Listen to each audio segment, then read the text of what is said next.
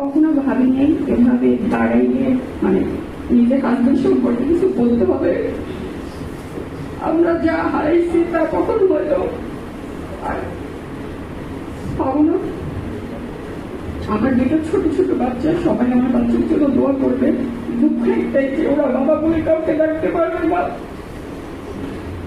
একটা নিরপরাধ মানুষ, আমার হাজবেন্ড একজন ব্যাংকার ছিল এবং নিজ বাসার সামনে তাকে এভাবে জীবন দিতে হবে আমি ভাবিনি। তার সাথে আমার শেষ কথা ছিল, সে নিজে আমাকে ফোন দিয়ে বলছিল যে আমার গুলি লাগছে। এরপর তার সাথে আমার আর কোনো কথা হয়নি। আমার বাচ্চারা এখন ওকে জিজ্ঞেস করে বাবা কোথায়, বাবা কেন আসে না। ঘরের বাবার এত স্মৃতি, সব জায়গায় শুধু স্মৃতি আর স্মৃতি। সবাই আমার আপনাদের জন্য দোয়া করবেন, আমার বাচ্চা দুটার জন্য দোয়া করবেন।